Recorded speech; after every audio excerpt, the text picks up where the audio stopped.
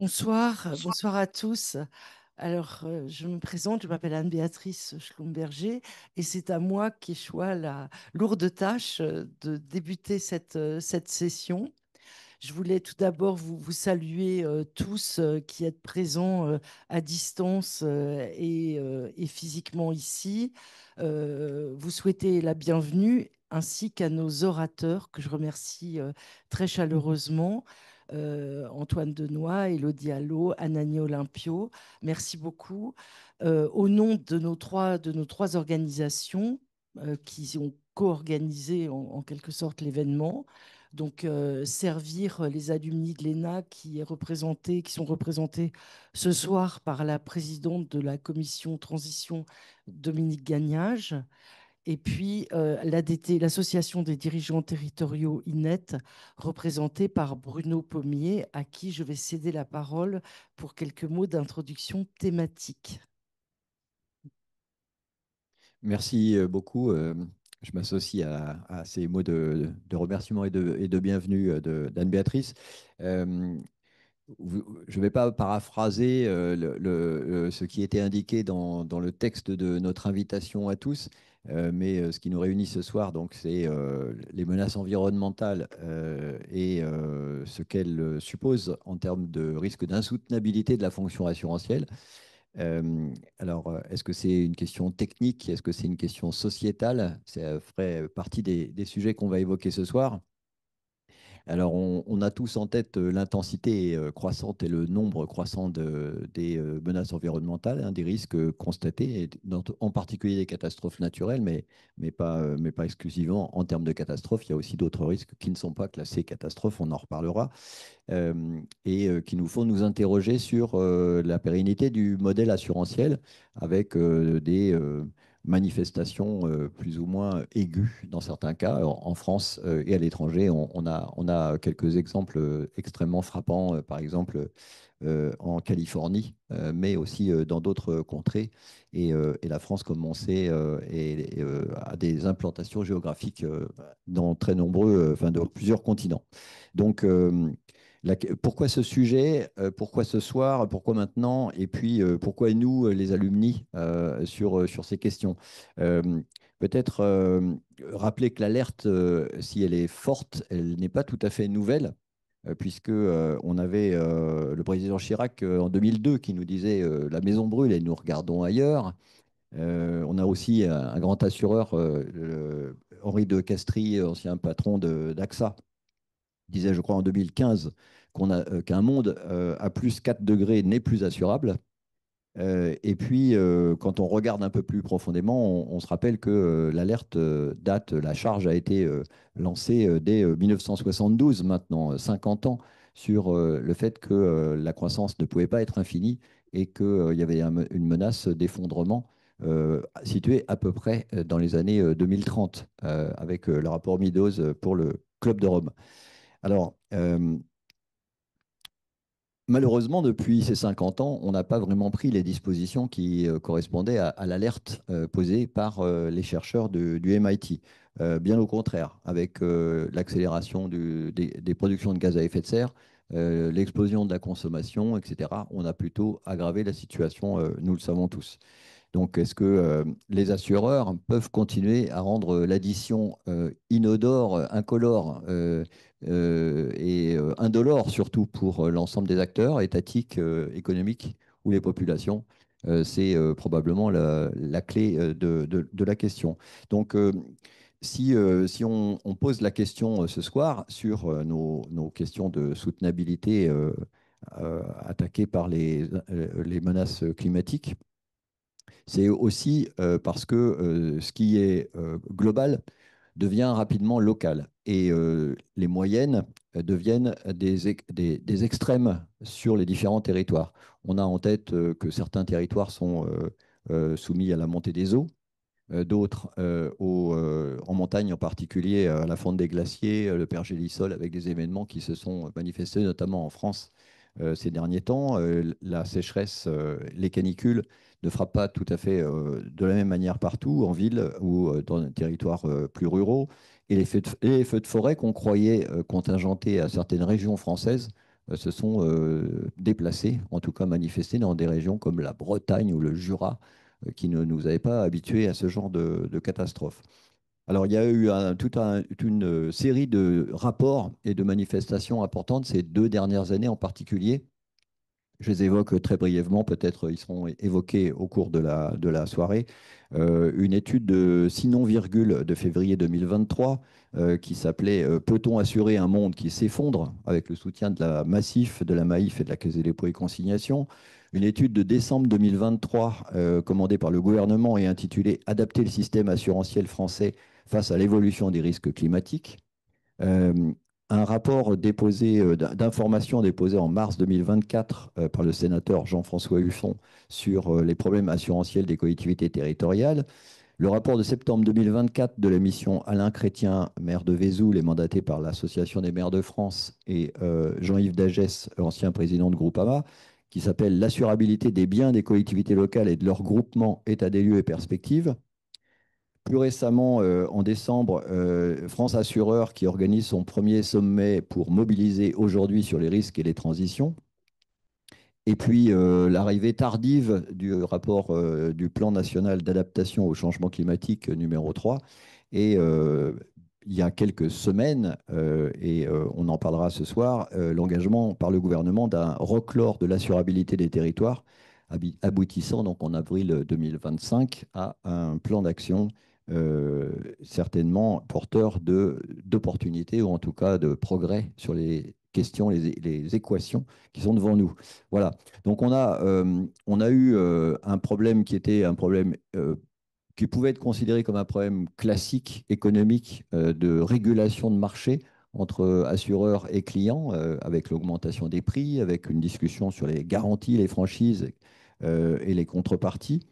Et on s'aperçoit qu'en fait, on arrive assez rapidement à un problème presque philosophique, ou en tout cas qui mobilise l'éthique à la fois publique et privée sur qui prend en charge quoi, dans quelles conditions et jusqu'où on peut mutualiser et leurs conséquences.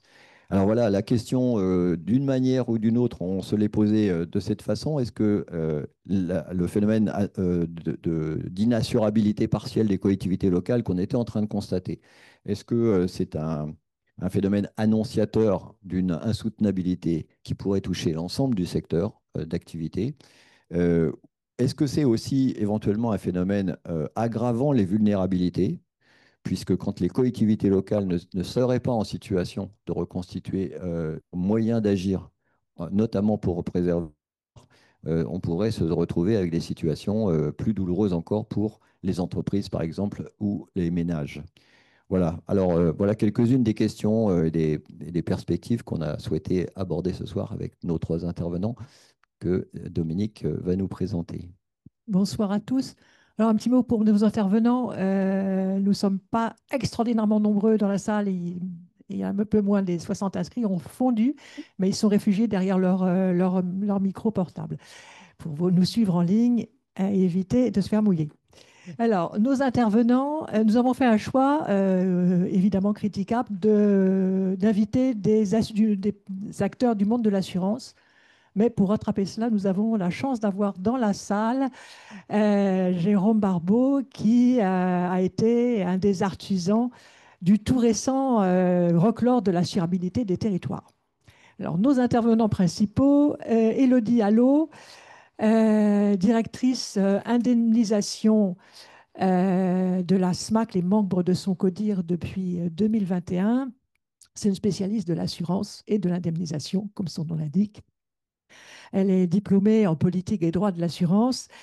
Et elle a travaillé depuis plusieurs années dans différentes compagnies d'assurance, AXA, Aviva, avant de rejoindre la SMAC il y a une dizaine d'années. Alors la SMAC, pour ceux qui ne le sauraient pas, c'est au cœur de notre sujet puisque c'est la société mutuelle ou mutualiste, je ne sais pas, d'assurance des collectivités locales. À côté d'elle, Olympio Anani, alors c'est un maître de l'actuariat, je pense qu'on peut dire ça. Il a un doctorat dans ce domaine. Il est membre certifié de l'Institut des actuaires et il travaille depuis 2009 à la CNP, où il a occupé diverses fonctions autour de la recherche, l'innovation, la prospective. Et aujourd'hui, il est responsable de la fonction actuarielle et éthique de l'intelligence artificielle du groupe CNP. Et donc, évidemment, pour voir quelle est la perspective de demain, sa présence ici était naturelle. Et enfin, last but not least, nous avons Antoine Denoy. Alors, il a un parcours moins centré sur l'assurance au départ. Il est diplômé d'HEC. Il a rejoint Google et a créé à partir de Google l'entreprise, la startup 55, spécialisée dans le marketing digital, avant de rejoindre AXA en 2014 pour y traiter de questions liées à ces sujets du digital. Et sa présence chez AXA l'a convaincu qu'il fallait regarder un peu plus et un peu mieux les enjeux de changement climatique. Et il a convaincu son entreprise de créer AXA Climate en 2019, dont il est le CEO. Alors, vous ne trompez pas, CEO, ça ne veut pas dire ce que vous pensez, ça veut dire Chief Ecosystem Officer. AXA Climate qui s'occupe de formation, conseil, expertise autour du climat et des enjeux climatiques, l'adaptation climatique, et c'est en plus une entreprise régénérative. Essaye d'être une entreprise régénérative. Voilà. Je repasse la parole à Anne-Béatrice pour introduire la première question. Merci. Merci beaucoup, Dominique. Alors, la première question, elle s'adresse à Anani. Anani Olympio, quels sont en fait les constats, les trajectoires, les défis sociétaux qui sont engendrés par les chocs environnementaux? Qu'est-ce qui permet de faire douter de la soutenabilité de la couverture des risques par les dispositifs assurantiels privés ou publics? Est-ce que vous pouvez nous faire un petit état des lieux sur ce sujet? Merci Anne-Béatrice, merci. Donc, pour l'invitation, Dominique Benoît. Et alors, la question qui est posée est très complexe, même si, avec des mots simples, on dit des choses fortes. Et en rebond à ce que le feu président Chirac a dit, je réfléchissais en fait et je me suis dit, je vais commencer par une petite réflexion de ma part et après je vais dérouler rapidement avec les différentes questions. Et je me suis dit, notre vaisseau spatial, la Terre, donc, est en surchauffe et le temps presse. Et les preuves scientifiques et factuelles sont là devant nos yeux. Et la question derrière, c'est pouvons-nous limiter les dégâts? Pouvons-nous atténuer les risques quelque part? En tant qu'assureur, je me la pose. Pouvons-nous éviter le pire? Une fois que c'est dit, et on va se dire quels sont les axes finalement qu'on va regarder. Les axes qu'on va regarder, c'est pour ça qu'il est important de faire un peu d'histoire de toute façon qui a été posée. Plus de 35 ans que le premier rapport du GIEC est sorti avec des réflexions très profondes sur les trajectoires. Okay. Et puis ensuite, 2 ans plus tard, ça c'est en 90, et 2 ans plus tard, j'ai noté, en 92, il y a eu la conférence de l'ONU à Rio de Janeiro. Et ensuite, en 2009, 17 ans plus tard, la conférence de Copenhague, puis a suivi, 16 ans plus tard, aujourd'hui, les questions de la trajectoire et de ne pas dépasser plus de degrés Celsius en moyenne en termes de température. Et dans certaines zones, on les a déjà dépassés. Donc, alors, à toutes les questions qui ont été posées au début, oui. Moi, je dirais oui, oui, oui. On est sur une trajectoire qui met en pression, non pas seulement le système assurantiel, mais qui met en pression quelque part tout l'écosystème, notre planète, notre vaisseau spatial, et sur laquelle nous vivons tous ensemble. Donc, je réponds oui. Mais est-ce que la situation est désespérée, en fait? Moi, je pense que aucune situation n'est désespérée. Et tant qu'il y a encore de la vie, il y a de l'espoir. Et la réponse, finalement, pour moi, la première réponse, c'est que les réponses à ce qu'on doit faire, les réponses sont là, elles sont simples, en fait. Mais c'est le passage à l'action qui nous coûte cher, quelque part. Et c'est ce qui fait, à mon sens, à ma lecture des choses, la difficulté du passage à l'action le plus rapidement possible. Et donc, c'est les premières choses que j'aimerais partager avec vous. Et ensuite, je voudrais continuer en donnant quelques éléments factuels pour enrichir la question de la trajectoire. Aujourd'hui, donc en France, on observe que 20% du trait de côte est en recul. 20%, c'est énorme en fait. En réalité, l'été dernier, on était à-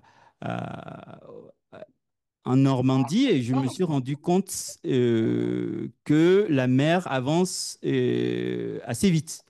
Assez vite. Il y a 10 ans, ce n'était pas la même direction qu'on avait, en fait, la même distance entre la mer et la côte. Donc, il y a une réalité qui est là. J'ai noté aussi que les inondations entre 2023 et 2024, donc on peut citer la Hauts-de-France, qui ont été frappées par des inondations successives. Ensuite, il y a noté aussi le cyclone à Mayotte en 2024 que vous avez aussi, les informations étaient là et avec une bonne partie de l'île qui a été attaquée par le cyclone tropical Chido. J'ai noté aussi que le coût des indemnisations, en fait, des dommages climatiques augmente de plus en plus. Il y a plusieurs publications de France Assureur, de tout un tas de, de, de- de personnes qui réfléchissent sur ces genres de situations. Alors, je m'arrêterai là. Et à l'échelle mondiale, bien sûr, les pertes sont abyssales et croissantes, en fait, en réalité. Et j'ai noté dans une étude que j'ai retrouvée 140 milliards de dollars en 2024 en termes de coûts de sinistre. C'est énorme, en fait. Je ne sais pas si on se rend compte de ce qui se passe. Et des ouragans et des tempêtes aux États-Unis et en Asie, ce qui fait que certains assureurs ont commencé à se retirer carrément de certains territoires. Et tout ceci m'amène juste à répondre à ta question, Anne-Béatrice, que oui, on est sur une trajectoire, attention, une trajectoire qui nous préoccupe en tant que preneurs de risques et essayant de protéger en fait les personnes et leurs biens. Je travaille dans une compagnie d'assurance de personnes, donc c'est surtout les personnes et leurs biens qu'on va regarder. Et ma collègue nous parlera plus de territoire tout à l'heure. Et on est sous pression et je reviendrai plus tard sur les solutions, les pistes de solutions, des réflexions qu'on a. Élodie, justement, est-ce que vous voulez intervenir, puisqu'on considère que les collectivités sont très largement, comme l'indiquait Bruno, aux avant-postes de ces manifestations. Est-ce que vous pouvez nous parler un peu de ces éléments qui montrent le vrai sujet du défaut d'assurabilité, quoi? Oui, alors c'est vrai que le sujet des collectivités, il est médiatique. Voilà, la position des collectivités leur donne cette ouverture médiatique peut-être plus fortement que peuvent l'être des particuliers. La réalité, on l'a vraiment constaté. On a un exemple majeur. Vous avez cité plusieurs événements majeurs, mais les événements des grêles, par exemple 2022, c'est vrai que vous avez cité quelques chiffres, mais nous, 2022, ça a été l'année horrible. D'ailleurs, la MRN l'avait cité comme ça, hein, l'anus horribilis. Je vais juste vous donner quelques exemples hein, d'éléments qui ont eu lieu sur cette année-là. Et en fait, c'est vrai que c'est à la fois le réchauffement climatique, c'est indéniable, on voit les effets, et c'est le cumul, l'intensité et l'extension de ces phénomènes. Donc, on a sur cette période d'année 2022 eu des tornades, tempêtes, épisodes de grêle. De catastrophes naturelles avec des inondations, des mouvements de terrain, séismes et sécheresses. Donc tout ça sur une même année. Avec des records qui ont été atteints en termes de taille de grêlon, parce que c'est vrai qu'on le voit dans le rapport du GIEC, hein, le dernier rapport du GIEC le précise, l'intensité des événements avec des phénomènes de tornades, des grêlons, et je pense que peut-être vous aurez aussi ce type de précision à nous donner tout à l'heure. Mais c'est vrai que c'est... Voilà, donc ça reste l'intense. Et donc pour nous, assureurs, c'est des dommages qui prennent de l'ampleur. Et on l'a vu sur l'année 2022, on s'est retrouvé avec des dommages titanesques au niveau de SMAC l'assurance sur le monde des collectivités, avec une concentration sur les couloirs de grêle, des villages, des bâtiments, des verrières de bâtiments détruits, l'incapacité aux prestataires de pouvoir répondre aussi aux mesures d'urgence parce qu'il y avait une sollicitation qui était trop nombreuse à l'échelle nationale. Donc ça pose aussi des difficultés opérationnelles.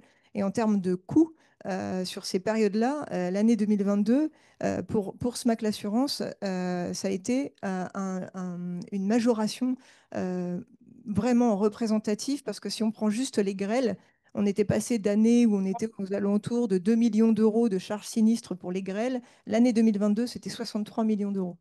Donc on ne peut pas ne pas citer cet événement.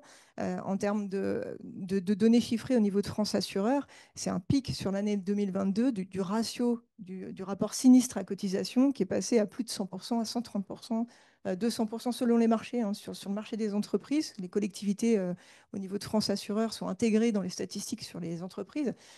Donc on voit bien que ça a été un phénomène très marqué. Et l'année 2023, on a en plus subi un séisme. Voilà, il était sur une région, elle était proche de notre siège social, donc on a vu ce que ça donnait aussi. Mais voilà, un phénomène auquel on ne s'était pas préparé et qui a aussi eu un impact majeur. Voilà, donc, ce phénomène de météo, vous l'avez vu il y a encore quelques semaines. On a ouvert une cellule de crise pour ce qui est arrivé dans le sud-est avec le Lavandou.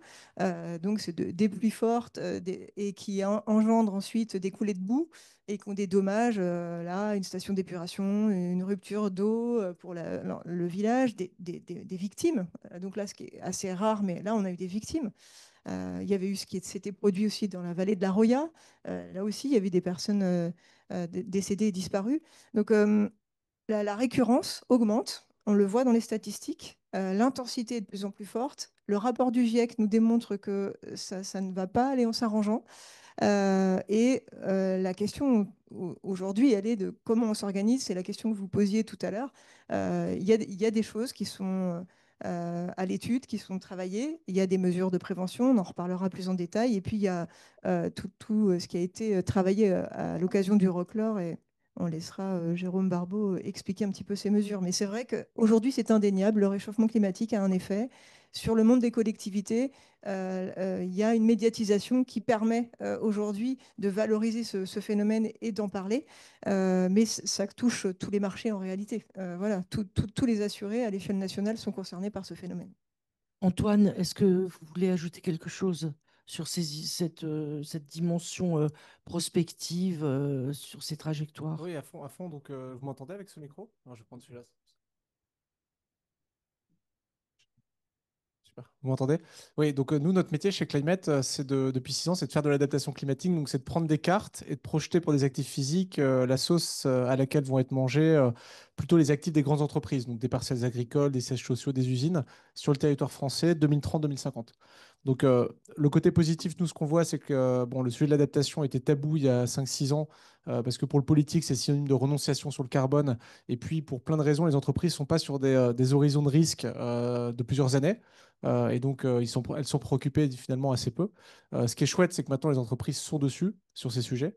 Elles se projettent, elles essaient de comprendre le climat qui va exister et donc les impacts existants et futurs sur leurs activités. Donc ça, c'est vraiment la bonne nouvelle. Le second point hyper important sur lequel je voudrais insister, c'est qu'on parle beaucoup des catastrophes naturelles, mais tout l'enjeu, c'est d'être systémique dans l'appréciation du risque. Donc un exemple concret d'une région sur laquelle j'ai beaucoup travaillé et passé du temps, c'est les Pyrénées-Orientales. Je ne sais pas s'il y a des Catalans dans la salle, mais on a évidemment des sécheresses très accrues, c'est un vrai problème. Mais ce qui est assez intéressant, c'est de voir que, en fait, in fine, les problèmes environnementaux génèrent avant tout des problèmes sociaux et économiques, et c'est par ce biais que ça atteint les entreprises. Donc, quand vous avez moins d'eau, vous avez des crispations sur l'agriculture, l'arboriculture, la viticulture, donc des baisses de rendement. Et puis, vous avez de fait, pour un territoire, s'il n'y a pas de prise en compte et de réaction, une paupérisation progressive et donc un effet papillon négatif qui part du climat, mais qui ne rejaillit pas pour les entreprises sous la forme juste climatique. C'est juste qu'on a moins de compétences en territoire, moins de richesses, moins d'infrastructures. Et donc, il faut vraiment insister sur le risque qu'on ne voit pas. On voit vraiment tout ce qui nous saute dessus. En tant qu'assureur, évidemment, on en a parlé. Et puis, il y a tous les effets induits sur la santé humaine, sur des éléments qu'on ne voit pas forcément, dont il faut prendre aussi la mesure. Et puis, le dernier point qui est extrêmement important, c'est le financement de tout ça. In fine, nous, notre conviction, donc il y a le marché du particulier pour les non, les béotiens en assurance. Vous avez tout le marché de Madame Michu avec l'entreprise, l'assurance habitation, l'assurance véhicule classique.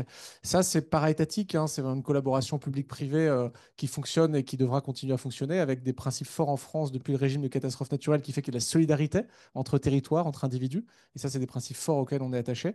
Moi, je m'occupe plutôt de tout ce qui est entreprise. grande entreprise.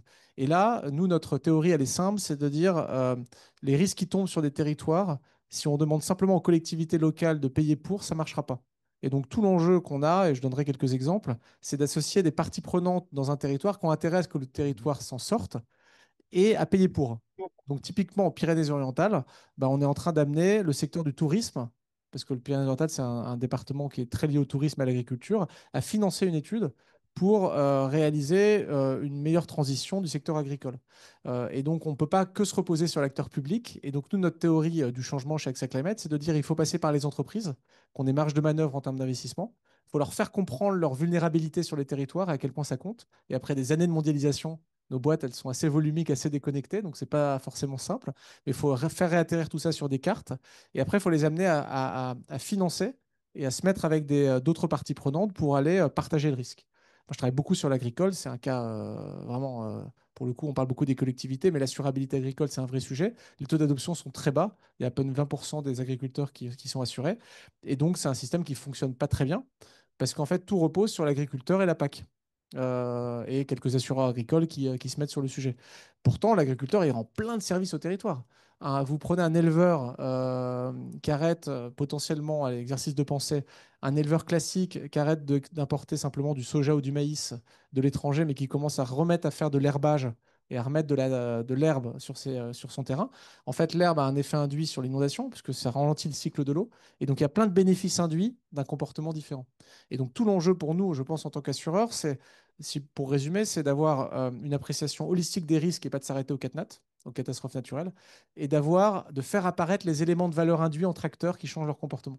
Et si on a tout ça, a priori, on peut faire le pari qu'on aura une bonne appréciation du risque global et des marges de manœuvre financières libérées, pas simplement par les acteurs auxquels on pense, qui sont frappés par ce qu'on discute, mais par des entreprises, des collectivités, tous les acteurs d'un territoire qui ont intérêt juste à ce que le territoire continue à bien vivre. J'espère que je ne suis pas trop théorique, j'aurai des exemples si besoin. Merci beaucoup.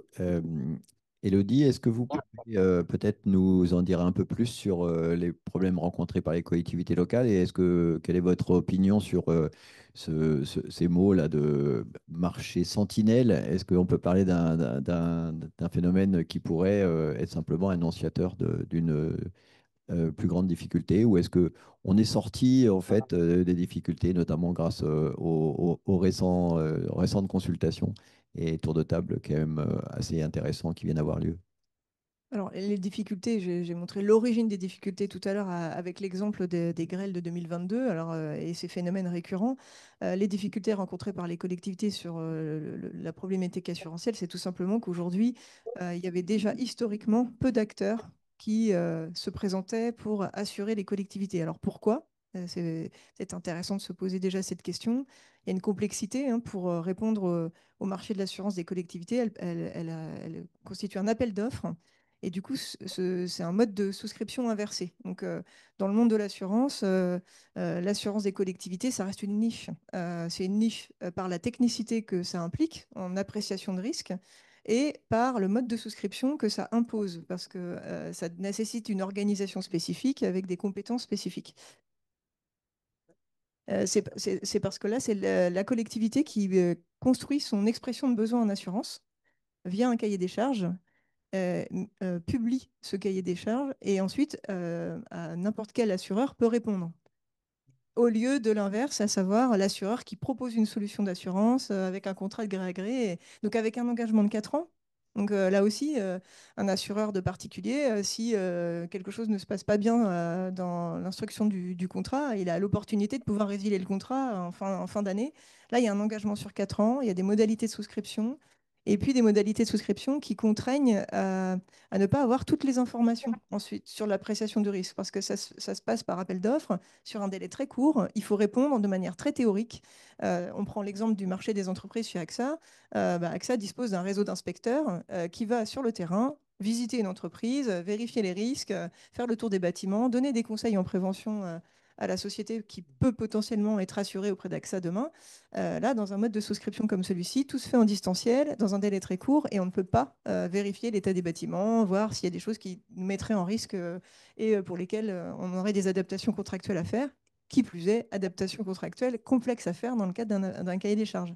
puisque chaque observation qui est réalisée dans un cahier des charges peut être un motif d'éviction pour la collectivité.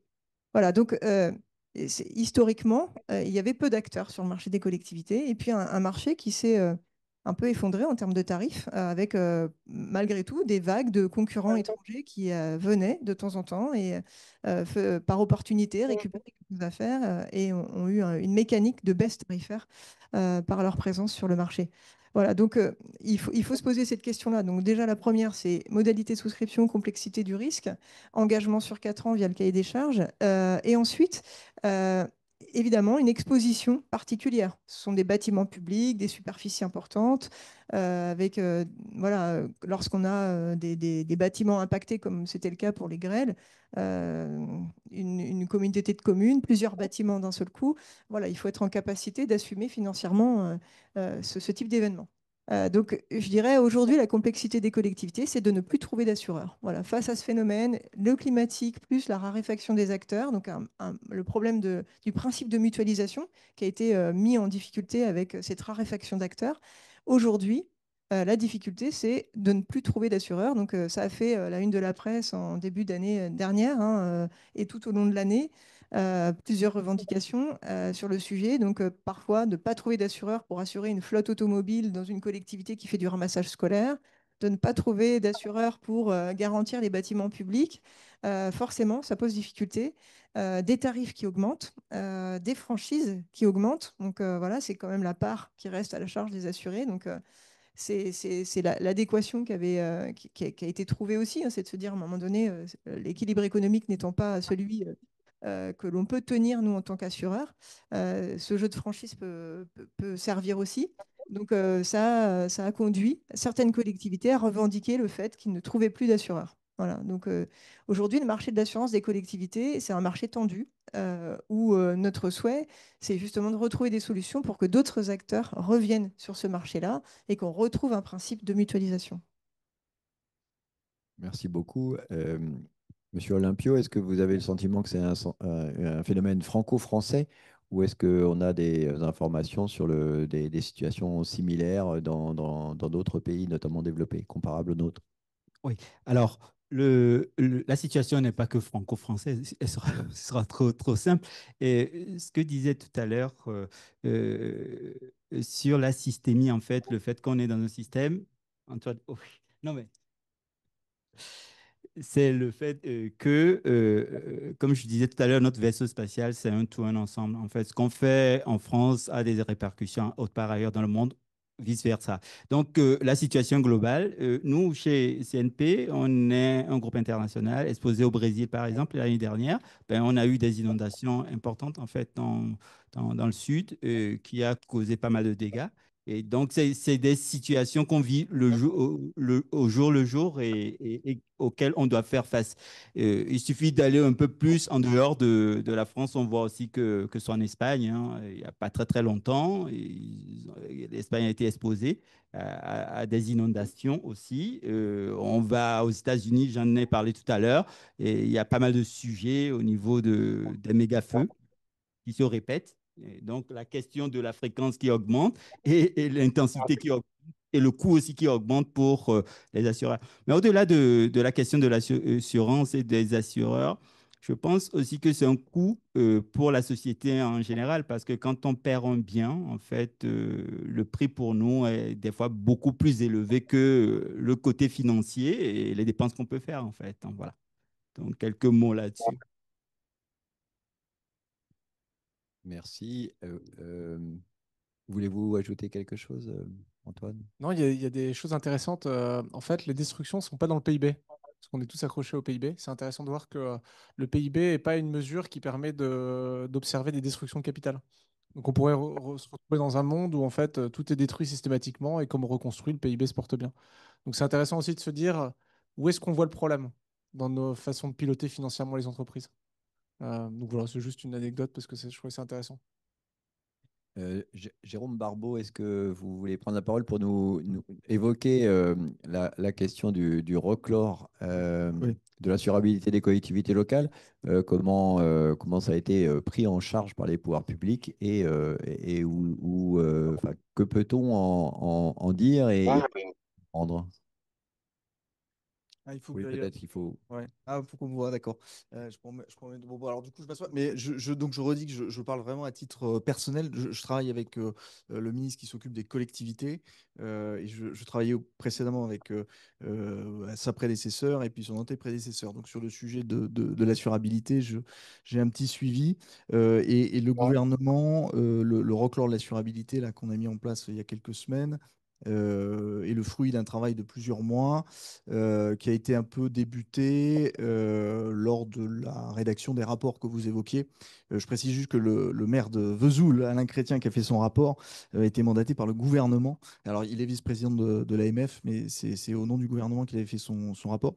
Euh, Comme on le disait à l'instant, alors est-ce qu'ils sont à l'avant-garde, à l'avant-poste, les collectivités? Je ne sais pas. En revanche, oui, ils ont un accès aux médias qui est plus simple. Donc le sujet est arrivé plus rapidement dans les médias. Et étonnamment, sur ce sujet qui est quand même pas grand public, l'assurance et puis l'assurance des collectivités, on a eu quand même beaucoup de tapage médiatique. Le point de départ, alors je suis désolé parce que là, du coup, je sors du sujet environnemental, mais enfin, le point de départ du maelstrom médiatique, c'était les émeutes, quoi. C'était les émeutes de 2023, mais qui ont révélé une situation qui était problématique de manière structurelle, et c'était finalement le haut de l'iceberg.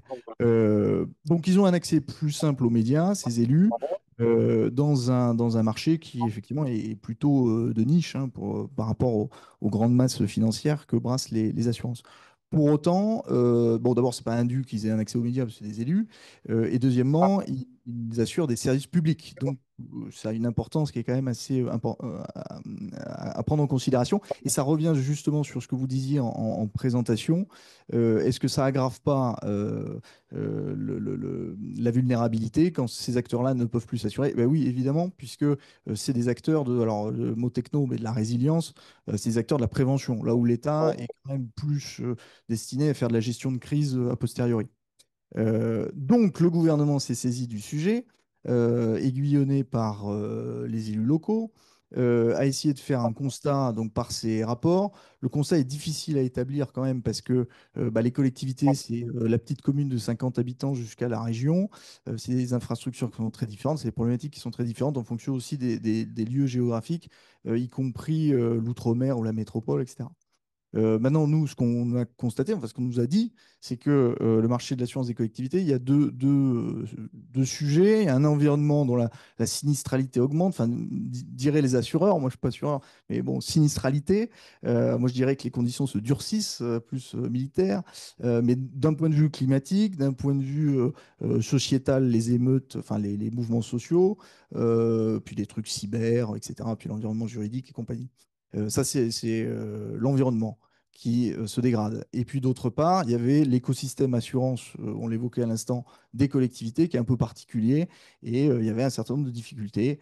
Les conditions de réassurance, qui sont aussi, je pense, qui embrassent des enjeux internationaux, parce qu'il y a réassureurs, il n'y a pas que la CCR, il y a aussi des réassureurs internationaux. Et puis des tarifs, effectivement, une concurrence enfin une tarification, on va dire, un peu agressive, qui a plombé la rentabilité de ce marché-là. Et donc, nos collectivités de dire, on n'arrive plus à s'assurer. Et donc là, on avait tous les matins un reportage. Donc, on avait les remparts historiques qui ne pouvaient pas être assurés. On avait le bruit de vitres. On avait Breuil-sur-Roya, la moitié de la vallée qui s'effondre. Enfin, des sujets qui sont complètement différents, dans des lieux complètement différents. Et puis, quand on regarde le fond des dossiers, ben, on s'aperçoit que les réponses, en fait, il n'y a pas une réponse, quoi. Or, pour le gouvernement, on aime bien des annonces claires, lisibles, définitives. On va vous solutionner votre problème et c'est ça, ça, ça. Et si c'est possible, on le fait par la loi. Voilà, parce qu'on aime bien écrire. Bon, on s'aperçoit qu'en fait, non, c'est pas possible. D'où le fait qu'on a fait le record, qu'on a mis beaucoup de temps à le mettre en place, qu'il apporte quelques réponses. Et en tous les cas, les enjeux qu'on en retire, nous, en réfléchissant un peu, on n'a pas forcément en cabinet ministériel le temps de réfléchir, mais les enjeux, nous semble-t-il, c'est quelle est la normalité du marché des assurances des collectivités. C'est quoi le prix enfin, c'est quoi les primes, c'est quoi les franchises? Peut-être que c'était un peu sous-pricé, peut-être. Et puis par ailleurs, le signal prix, c'est pas forcément mauvais, parce que ça dit aux acteurs, bah, vous devez faire des efforts de prévention. Qui paye? Est-ce que c'est des fonds publics? Est-ce que c'est des fonds privés? Ou est-ce que c'est des crédits budgétaires, pour être plus précis, c'est-à-dire prévus en loi de finances, ou de l'argent public, mais qui est investi dans des contrats privés avec les assureurs. Donc ça, c'est un sujet important. C'est pas que pour les financiers, hein, parce que évidemment, celui qui paye, bah, il a intérêt à faire de la prévention. Donc je sors le chiffre de la CCR, je ne sais pas s'il est vrai, mais enfin, il est plutôt commode pour faire de la pédagogie. 1 € investi en prévention, c'est 8 € économisés en dommages. Et puis nous aussi, à titre là, beaucoup plus particulier, quelle est la responsabilité de l'État quoi, dans tout ça? Parce que l'État, il fait de la solidarité nationale. Effectivement, il y a bah, Broglie sur, enfin, la Roya, évidemment, ils ne peuvent pas payer les dommages. Enfin, là, on est sur des tarifs qui sont phénoménaux. Quelle est la responsabilité sans faute de l'État? Ça, c'est plus sur le sujet émeute. Quand l'État ne peut pas assurer la protection, est-ce qu'il doit payer à la fin? Est-ce qu'il doit être condamné sans faute par le juge? Et puis peut-être aussi le rôle d'instances particulières comme le bureau central de tarification. Alors j'entre un tout petit peu dans le détail, mais c'est des bureaux un peu voilà, qui peuvent forcer les assureurs à assurer des risques qui peuvent être mal évalués ou difficilement assurables à des prix qui sont parfois très élevés. Mais là, c'est un outil un peu plus coercitif qui peut exister en fait dans l'assurance obligatoire. Quand vous ne pouvez pas vous assurer pour votre voiture ou votre logement, bah, parce que il y a peut-être plein de raisons, le bureau central de tarification peut forcer un assureur à vous assurer, mais potentiellement à des tarifs qui sont très élevés. Ce n'est pas forcément un service qui vous rend. Voilà, donc un petit peu les enjeux. Et puis, juste pour conclure en 2 secondes, le roclore de l'assurabilité, donc il n'y a pas de mesure, on n'est pas là pour renverser la table. Nous, ce qu'on veut, c'est rétablir la confiance entre les assureurs et leurs clients, les élus, parce que les noms d'oiseaux ont pu fuser dans un sens, dans l'autre. Les assureurs de dire, vous ne faites rien pour la prévention, vous ne savez même pas ce que vous assurez, vous faites mal vos marchés publics. Les élus de dire les méchants assureurs ne veulent pas nous assurer, or on a un rôle social, blablabla. Et donc à la fin, bah, on essaye de mettre en place une cellule d'accompagnement un peu pour guider les collectivités. On essaye de toiletter un peu le code de l'assurance, justement pour faire du gré à gré plutôt que les marchés dont on parlait, qui sont très, des appels d'offres qui sont très structurés, parce qu'il faut éviter voilà, un certain nombre un risque pénal, on va dire. Renforcer la solidarité nationale, mobiliser les préfets sur ce sujet et puis faire de la prévention. Alors, c'est toujours un peu, enfin, moi, je trouve que ça fait un peu pipeau de dire voilà, renforcer la prévention. Enfin, derrière, il y a former les agents territoriaux, reconstruire peut-être pas l'identique, mais un peu mieux, et plein d'autres choses, connaître son patrimoine, aller chercher des datas, on parlait de cartographie, etc. C'est des sujets dont on voit en fait qu'il y a pas mal de travail à faire. Ouais. Voilà. Merci beaucoup. Vous avez prononcé le mot de confiance. Je pense aussi on a fait preuve, je crois, d'une certaine lucidité collective. On n'est pas toujours obligé d'en rester au stade de la polémique en France pour trouver des solutions. Il vaut mieux arriver à se mettre tout le monde autour d'une table et puis de travailler sérieusement. Et je pense que à nos auditeurs, je les invite à lire le document le dossier de presse qui est paru sur le reclore de l'assurabilité des collectivités locales. Ça fait, dans un univers sombre, ça fait du bien de temps en temps de voir quelques petites traces d'optimisme en disant qu'on va sortir d'une situation, ou en tout cas, on va progresser tous ensemble sur une situation qui était problématique. Non, je me disais par rapport à. En fait, c'est très local, c'est très singulier. Et notamment le risque climatique, c'est très très local. Donc moi j'ai beaucoup travaillé sur les inondations, notamment Montreuil-sur-Mer, Blanc-Bec et Arques. Vous voyez qu'à quelques numéros de rue, vous n'avez pas la même inondation. Ça dépend beaucoup du sociotechnique, de l'histoire, de la géologie et de plein d'éléments. Et donc typiquement, il y a beaucoup de maisons qui sont reconstruites à l'identique. Moi, je suis rentré dans une maison avec un architecte où la prise électrique était à 10 cm du sol. Elle était reconstruite. Et puis la personne de nous dire, et en plus, on va avoir un petit bébé, elle avait construit l'extension de la maison vraiment sur la zone inondable, ou qui avait été inondée. Et donc le jugement facile, c'est de dire, bah, ils n'ont pas compris, ça va pas. Et en fait, quand on comprend, c'est intéressant de se dire, mais qui paye le prix de ça, en fait, hein, du fait qu'on reconstruit à l'identique. Je dis, mais ils ont du mal à la vendre. En fait, on a rencontré l'agent immobilier. Non, ils vont vendre leur maison. Pourquoi? Parce que ceux qui vont acheter ne sont pas les locaux qui savent que c'est inondable, mais c'est les investisseurs locatifs. Parce que l'investisseur locatif, en fait, il trouve des locataires. Et pourquoi il le fait? Parce que c'est pas lui qui paye. Parce que quand il y a une inondation, c'est la prime de l'assurance habitation du locataire. Donc si vous suivez mon raisonnement, les problèmes sont toujours plus compliqués. Plutôt que la réaction facile de dire c'est mal bâti. Et donc le rêve, enfin moi je pense qu'une solution d'optimisme aussi qui me donne de l'optimisme, c'est de dire, notamment à Montreuil-sur-Mer, donc c'est cité médiévale en haut et puis c'est une zone inondable en bas. En fait, il y a un aménagement qui doit être très spécifique au lieu. Donc, ce qui est intéressant, c'est quand on regarde comment c'est construit, les maisons ne font pas face au fleuve, à la rivière qui monte. Les Néerlandais qui vivent davantage avec l'eau, ils ont compris qu'il fallait composer avec l'eau. Donc, typiquement, c'est des maisons qui ne regardent pas, dont les fenêtres regardent à l'opposé du courant, ce qui est un peu contre-intuitif quand on doit risquer on doit gérer l'inondation. Donc, c'est tout un aménagement qui doit être fait. Et donc, le rêve qu'on a, c'est de se dire, mais c'est pas personnel, je pense que ça viendra probablement, c'est de dire, au lieu de normes d'aménagement nationales qui font pas de sens par rapport à la réalité locale, pourquoi on ne met pas des constructeurs locaux, des promoteurs locaux, des banquiers locaux, des assureurs locaux, qui trouvent d'une certaine manière une façon de capitaliser une protection du territoire sous conditionnalité d'aménagement spécifique. Mais vraiment, des gens, enfin, on revient, moi j'ai rouvert beaucoup de bouquins d'histoire, ça s'appelle la mutuelle territoriale, hein. C'est quasiment Napoléon III. C'est quand même des gens qui se mettent ensemble pour résister à des gros problèmes, des problèmes vitaux, hein. C'est des pères de famille qui meurent. On n'est pas sur ce type de gravité, mais c'est comment on remet des acteurs locaux en condition de pouvoir se donner des règles qui assurent la résilience du territoire, capitalisées probablement par des structures plus hautes qui permettent de mutualiser, comme des grandes maisons comme CNP, AXA. Mais je pense que c'est où Smackle, évidemment. Je prononce bien ou pas? Smackle, ok, ça marche. Ouais, mais je pense qu'on peut vraiment arriver à trouver des solutions si on écoute les gens locaux et si on s'appuie sur les gens qui ont envie de changer ça en local. Voilà, je pense qu'il faut arrêter d'essayer de normer depuis Paris. Merci. Oui.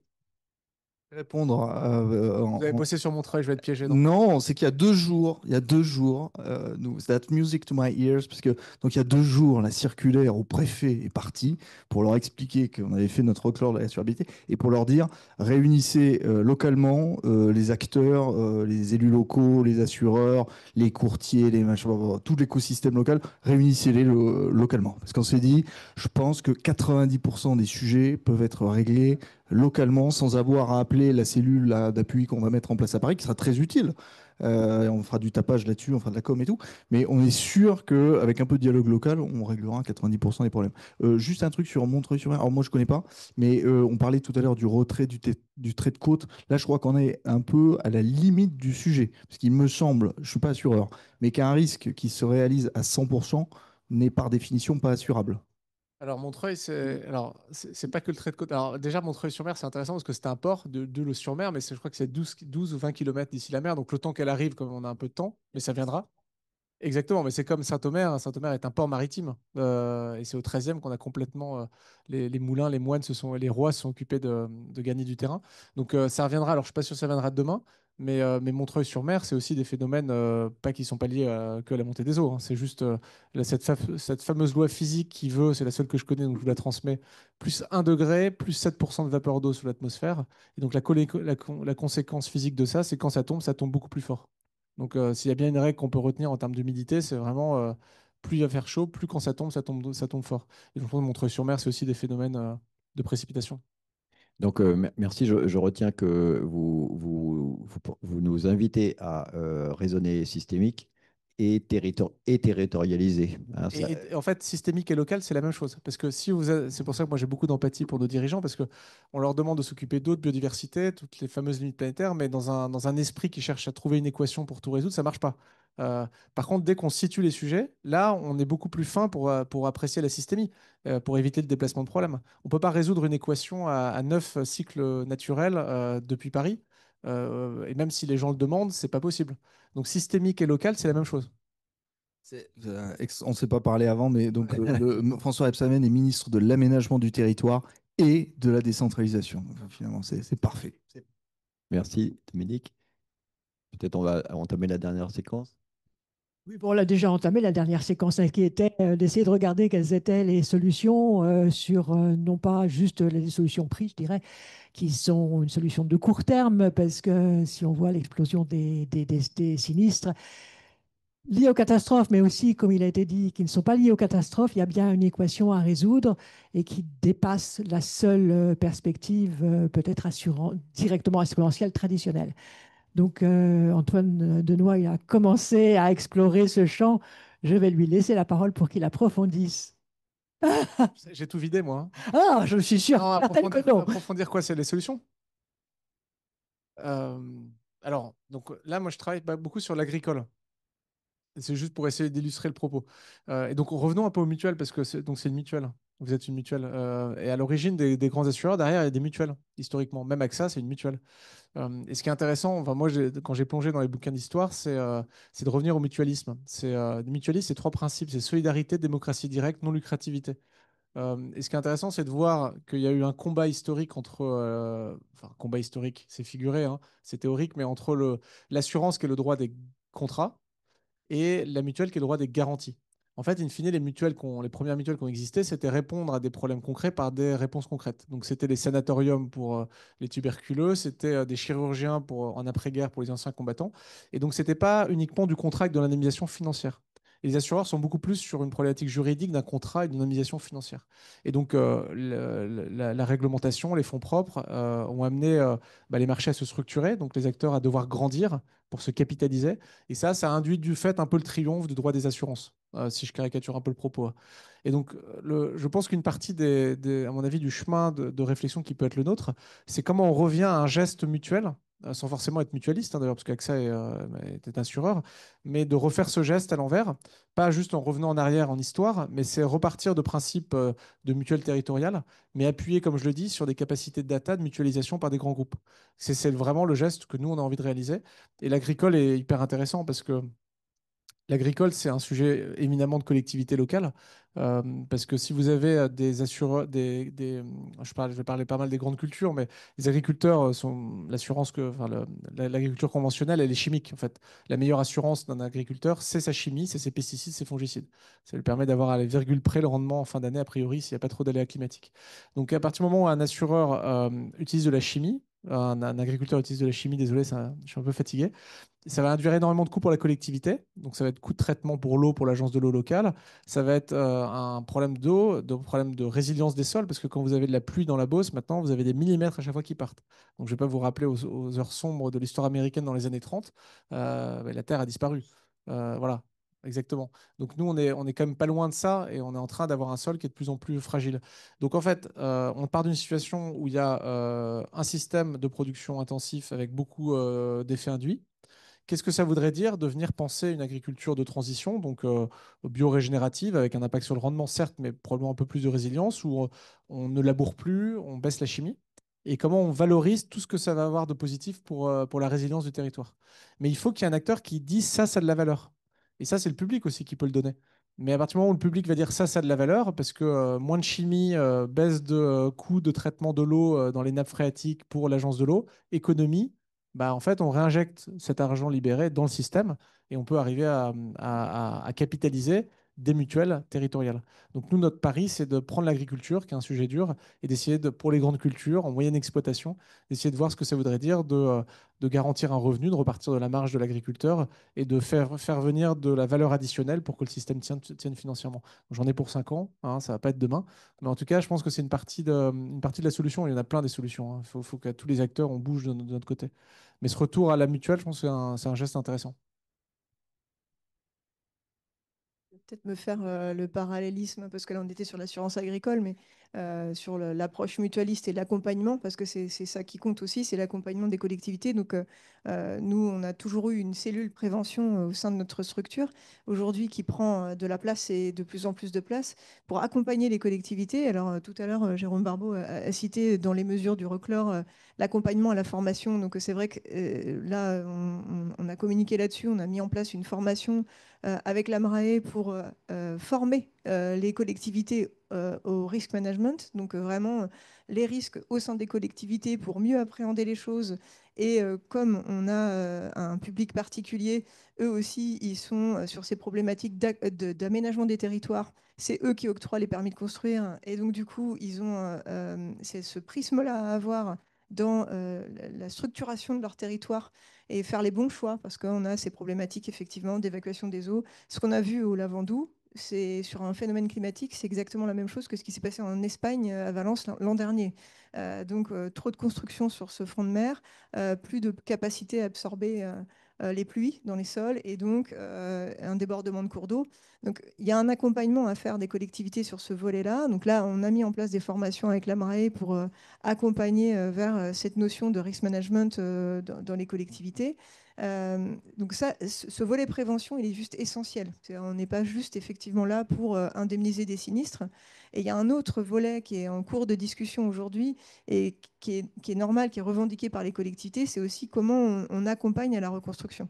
L'exemple tout à l'heure de la maison qui a été reconstruite, bon, bah, y a un nom de collectivité qui a été cité tout à l'heure. Le village avait disparu, ils ont reconstruit le village au même endroit. Bon, aujourd'hui, bah, effectivement, le code des assurances, le droit des assurances apporte certaines contraintes. On a une reconstruction à l'identique. C'est comme ça que le code des assurances est rédigé. On n'est pas opposé à imaginer un autre modèle, mais il faut que ça passe par un dispositif législatif, là, pour le coup. Et voilà, c'est ça. Et c'est vrai que voilà, il faudra trouver le bon modèle pour que ça puisse fonctionner.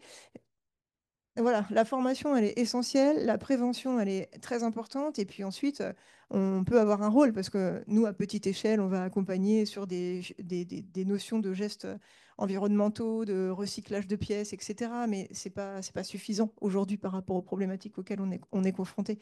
Donc voilà, l'aménagement des territoires et l'accompagnement des collectivités dans leur modèle est essentiel, et c'est vrai qu'en local, la difficulté d'un village à un endroit donné n'est pas le même que celui à 10 km, quoi. Et ça, nous, on le voit bien, même à travers les sinistres auxquels on est confronté. Alors, quand je vous écoute, je suis très passionné par ce que vous êtes en train de dire. Et à mon sens, pour compléter ce que vous avez si parfaitement résumé, pour moi, il y a d'abord un aspect de ce que j'appelle revisiter la mutualisation et la prévention en bande organisée, en fait. Alors, qu'est-ce que j'appelle bande organisée? Non, non, non, c'est des gentils, c'est des gentils. C'est qu'aujourd'hui, on est dans une situation où le public et le privé ne peuvent pas faire bande à part, en fait. L'organisation, ils doivent être ensemble pour pouvoir le faire parce que la prévention ne peut avoir d'impact que parce qu'il y a l'effort public qui fait que on ne peut pas former massivement les gens. Chaque acteur peut faire quelque chose, mais ensemble, c'est beaucoup plus puissant. Et donc, ça permet de pouvoir avoir une concertation, bien sûr, en ayant toujours en tête le fait que les solutions au niveau local peuvent être très efficaces en fait, avec des informations qui viennent. Donc, première chose, c'est de pouvoir revisiter, repenser la mutualisation et la prévention. Deuxième chose que moi j'ai noté, c'est que nous, ce qu'on a fait chez CNP, c'est qu'on pense que la recherche peut apporter aussi des pistes de solutions. Alors, qu'est-ce qu'on a fait? On a créé une chaire de recherche qui s'appelle Dialogue, Digital Insurance and Long-Term Risk. Et un des l'une des thématiques de recherche, c'est comment on peut trouver des indices ou des indicateurs comme l'indice de prix à la consommation, qui est un combo en fait de plusieurs produits qu'on suit, et ça nous permet de suivre l'évolution des prix dans le temps, qui va résumer au mieux l'évolution du climat. Ouais, donc, on a construit et en appliquant donc un modèle qui existe déjà en fait, qu'on appelle indice climatique actuariel et qu'on a adapté aux données françaises comme aux données espagnoles et on est en train de travailler sur les données italiennes, etc. L'idée, c'est de voir comment est-ce que cet indicateur marche pour pouvoir faire quoi concrètement? Concrètement, ça nous permet de faire, par exemple, de l'assurance indicielle et de l'assurance paramétrique. Ce qui fait que certaines choses aujourd'hui que l'assureur ne peut pas assurer, faute d'informations suffisantes, peuvent être assurées parce qu'on a un indicateur, un indice qu'on suit et qu'on peut indemniser très rapidement et faire même de la prévention par rapport à l'évolution de l'indice. Donc ça, c'est des exemples concrets, à la fois financer la recherche, continuer de soutenir les efforts de recherche, utiliser le maximum de data qu'on a parce qu'il y a quand même pas mal de data pour pouvoir véritablement aller au plus proche des territoires, savoir ce qui se passe. Et ensuite, repenser vraiment le système de mutualisation en bande organisée ou ce que vous voulez. Mais bon, enfin bref, je voulais être un peu provoque là-dessus. Et en même temps, former, former et former. Voilà. Juste avant de conclure, deux choses. Bande organisée. Moi, je passe mon temps à voir des maires et je leur dis, mais est-ce que le dirigeant d'entreprise du coin que je connais parce que je lui vends des missions de conseil avec des cartes de risque, t'as partagé les risques? La réponse est toujours non. Il n'y a pas de réflexe des deux côtés de partager. C'est un truc de dingue. Ils n'ont rien à perdre. Je ne donnerai pas des noms concrets. Donc il y a vraiment un enjeu de désiloiser, mais sans enjeu économique, hein. C'est juste faut avoir le réflexe de sortir du pilote automatique et de dire en fait, c'est du territoire qu'on parle et on a ça en commun. Donc ça, c'est un élément important. Et sur le paramétrique, si vous avez des questions, AXA Climate en fait depuis 6 ans. Ça rend plein de services parce qu'en fait, c'est globalement, pour illustrer ce que tu disais, c'est partir du satellite pour déclencher des paiements sans avoir à envoyer des gens sur le terrain. Donc on économise des coûts, donc en plus ça permet d'être un peu économique. Ça ne résout pas tous les problèmes, mais c'est aussi une solution intéressante en effet à regarder et puis qui se développe bien, donc il y a pas mal d'exemples. Tourne vers moi pour les solutions, moi je sais pas.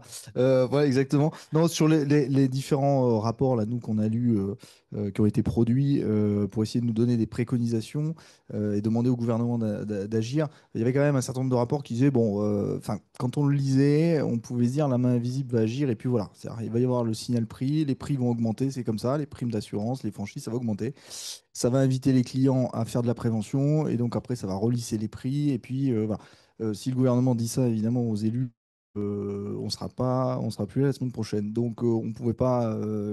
Voilà, il faut quand même trouver des solutions. Je pense que donc notre petit événement et notre petit plan d'action et puis notre charte d'engagement tripartite État assureur représenté par France Assureur et association d'élus, toutes les grandes associations d'élus. C'est un peu le message qu'on voulait envoyer, c'est que chacun doit faire son pas en avant. Les assureurs doivent bien connaître les élus. Alors ça a un coût, hein, évidemment, parce qu'il faut se déplacer sur le terrain, il faut leur parler, il faut les aider, voilà, leur donner des idées de prévention, adapter les contrats, enfin voilà, proposer, faire du gré à gré, donc adapter les contrats. Les collectivités doivent se former, enfin c'est tout ce qui a été dit précédemment, essayer d'anticiper les risques, y compris embaucher des agents spécialisés dans ce domaine-là, peut-être pas laisser les acheteurs publics passer les contrats parce que c'est peut-être pas les mieux formés ou ils ont peut-être pas l'appétence. C'est pas comme acheter des ramettes de papier, acheter un contrat d'assurance. Et puis alors l'État, lui, en revanche, dans son rôle, c'est son rôle quand même un peu traditionnel que de durcir le territoire. C'est quand même le cœur, je crois, de la responsabilité des préfets. C'est d'assurer, de garantir l'ordre public et de gérer les crises et de les anticiper. Et donc notamment les préfets, ils sont tout le temps sur le dos des maires pour qu'il y ait les plans communaux de sauvegarde qui soient à jour, etc. Les plans communaux de sauvegarde, c'est la checklist de crise et la préparation de crise. Donc ça amène normalement les collectivités à anticiper les risques.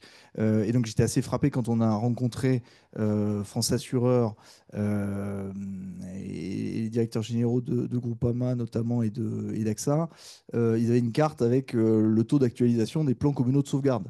Moi j'étais sous-préfet avant, donc je n'arrêtais pas de dire aux collectivités, bon, allez, il faut faire ces plans communaux. Mais je pensais que c'était un truc, voilà, entre nous, entre sous-préfet et maire.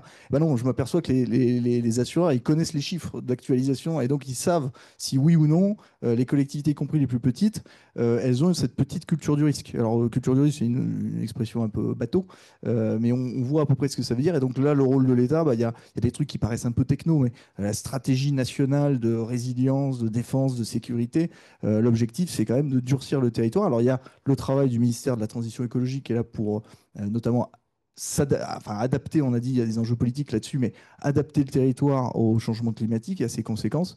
Mais il y a aussi cette stratégie nationale qui est beaucoup plus 360 holistique. Et puis, voilà, l'objectif, c'est de faire en sorte que, quelle que soit la crise, le territoire puisse y répondre à peu près correctement.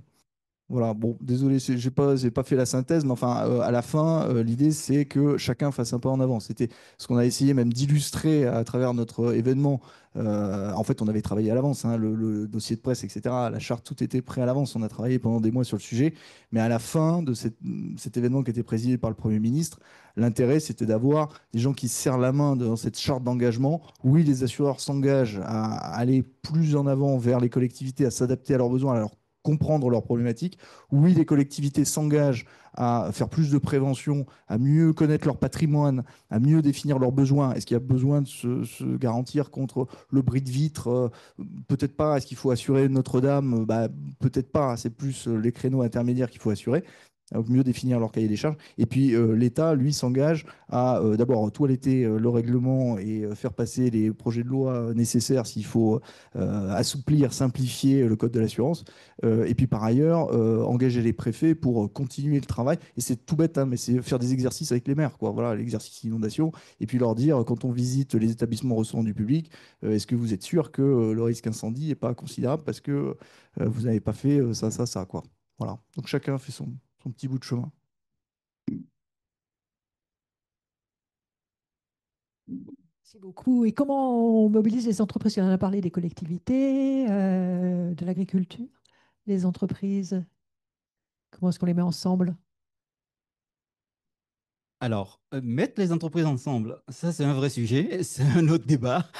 Mais déjà, je pense qu'en tant qu'acteur, les assureurs financent quand même l'économie. Et en finançant l'économie, en finançant les entreprises, peuvent avoir la possibilité d'agir sur la politique interne des entreprises lors des conseils d'administration, des choses comme ça. Donc, je pense que nous, on le fait, hein, ça nous permet d'avoir du poids et de ne pas sortir de toutes les entreprises tout de suite parce qu'il y a des emplois derrière, etc. Mais aussi à avoir une voix. Et cette voix, c'est de se dire qu'on veut faire plus de durabilité, on veut faire plus de choses qui vont dans le bon sens. Et il me semble que c'est une des bonnes idées et qu'il faut continuer à promouvoir pour accompagner la transition en tout cas.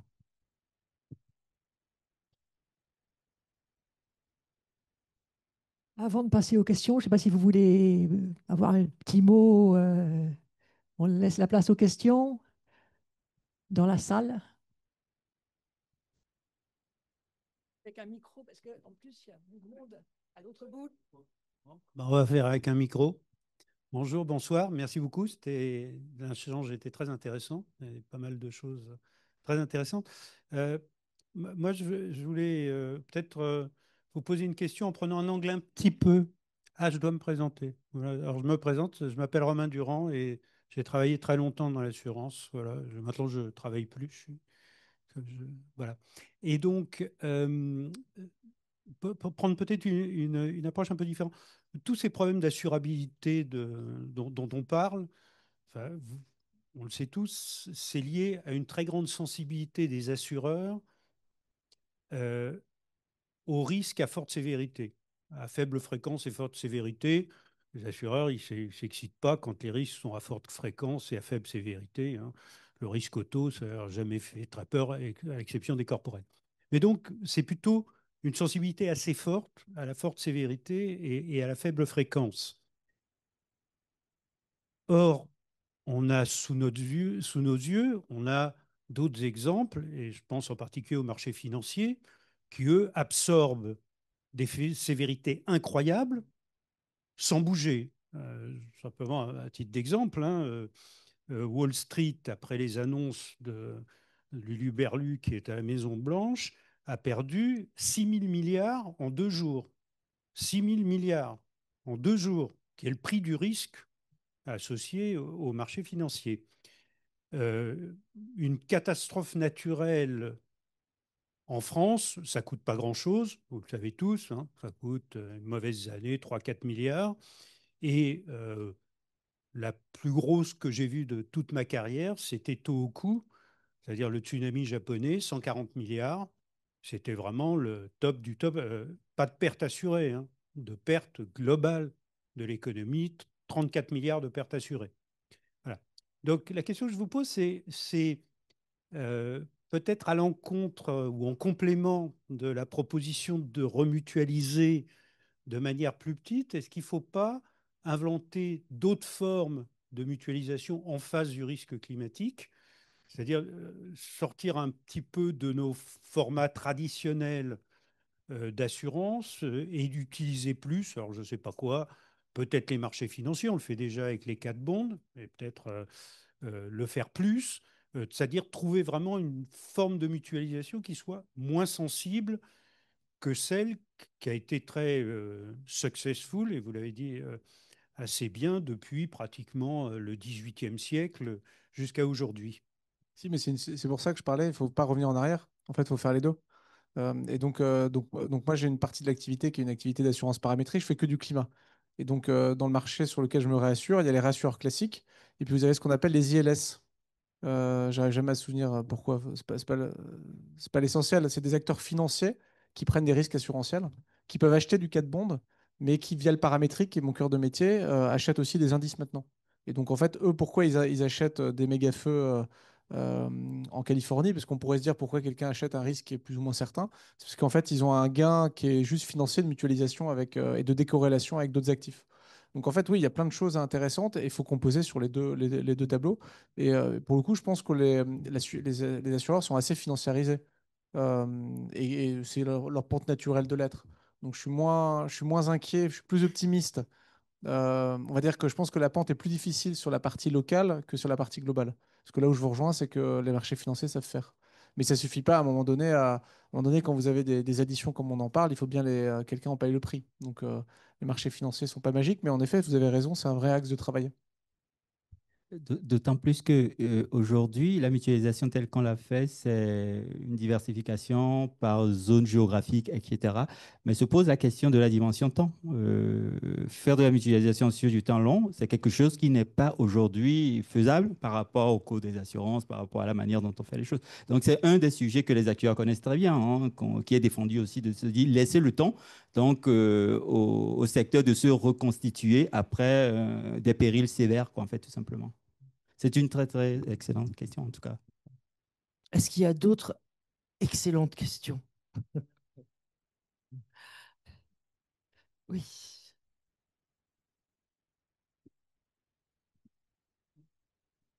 Merci bien pour cette excellente conférence. Mais il y a un terme qui a été une fois utilisé, mais pas creusé du tout, c'est la réassurance. Moi, ce qui m'a frappé il y a quelques jours, donc il y a, je crois, Munich Re qui a dit, c'est vrai qu'il sortait de la réassurance des menaces environnementales, c'est beaucoup plus large que pour les seules collectivités locales. Je pense qu'il ne le fera pas, mais pourquoi il le dit? C'est pour passer des hausses de prix. J'essaye de expliquer-nous quel est le rôle de la réassurance possible pour que les menaces environnementales redeviennent soutenables. Les réassureurs, on est sur la période de l'année où ils passent des messages. C'est les périodes où ils organisent des conférences, ils proposent aux assureurs de venir dans leurs conférences. Voilà, des livres blancs, ils préparent. Et effectivement, en fait, la récurrence de ces événements climatiques, vous avez tout à fait raison, on en a peu parlé. On est parti sur un débat un peu plus libre que celui qui était prévu au départ. Et le problème, il s'est posé aussi autour de la réassurance. Quand on a été confronté à ces difficultés récurrentes, je vais prendre l'exemple de notre structure, cumulées, forcément, à un moment donné, les priorités. Donc, c'est le niveau au-delà duquel on transmet les sinistres à nos réassureurs, elles ont été revues à la hausse de manière exponentielle. Et c'est pour ça qu'on s'est retrouvé aussi dans une difficulté énorme. C'est-à-dire qu'à la fois, on avait un volume de sinistres qui augmentait avec des coûts monumentaux. Et en plus, nos propres réassureurs nous disaient, non mais là, on vous accompagnait à partir de tel montant et dorénavant, ça sera multiplié par 3, 4, 5, 10. Voilà, donc là, ce type de coupe de presse, là, ils préparent certainement leur renouvellement et ils préparent les acteurs du marché à l'idée que les solutions seront peut-être encore plus contraintes que les précédentes années. Chaque année, c'est des tensions fortes en fait avec les réassureurs et des discussions très difficiles pour retrouver des conditions de réassurance convenables et être certain d'avoir un contrat de réassurance sur chacun des périls sur lesquels on s'engage. Donc aujourd'hui, voilà, il y a énormément de réassureurs derrière un assureur pour pouvoir être certain de répondre aux réglementaires aussi, hein, parce que derrière, il y a des conditions de solvabilité qui sont imposées aux assureurs. Je pense que tout à l'heure, ce que vous citiez aussi, c'est on a des contraintes quand même réglementaires fortes de solvabilité. Mais c'est vrai que les réassureurs aujourd'hui, ça fait aussi partie du prisme des échanges et des problématiques auxquelles on est confronté. Eux-mêmes, à l'échelle internationale, sont confrontés à des prises en charge qui sont très, très importantes à l'échelle internationale.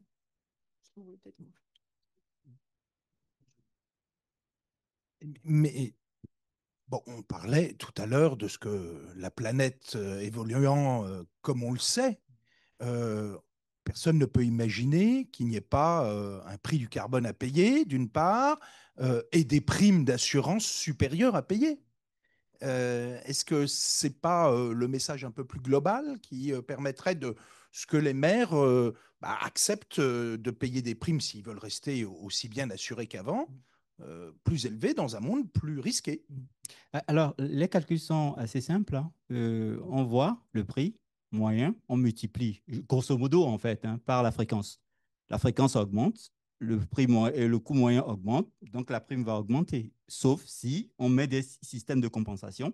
C'est comme la sécurité sociale. On prend une partie par l'État, par les impôts, et puis l'autre partie qui reste, l'excédent, en fait, le trop, eh ben, peut redevenir quelque part assurable, en fait. Sinon, les prix vont augmenter. C'est mécanique, quoi, en fait, tout simplement. Donc, il y a ce sujet.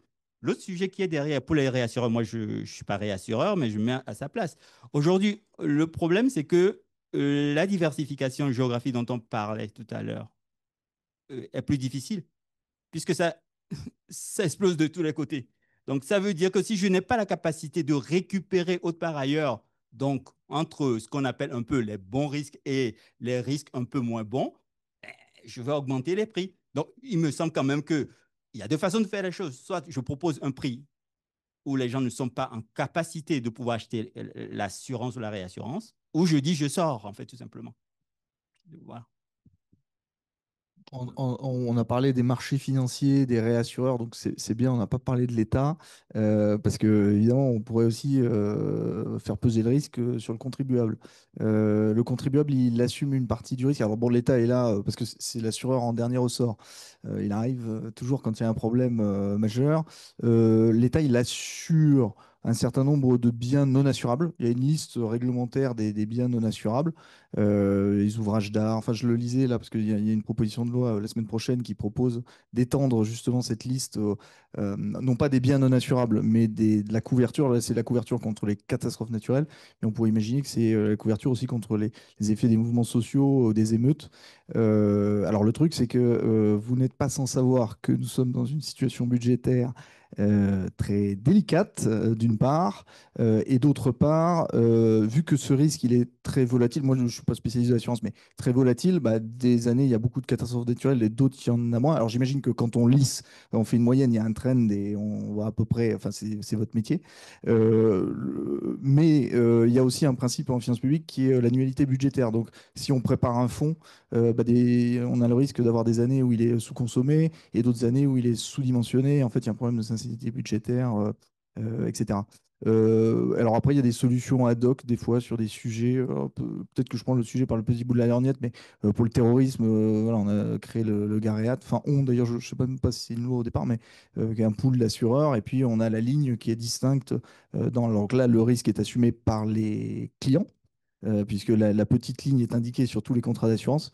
Et donc ça permet de... Parce que l'idée qui aurait pu apparaître, qui n'est pas apparue, a priori, pas de manière sérieuse, de créer un assureur public, par exemple pour les collectivités, c'est...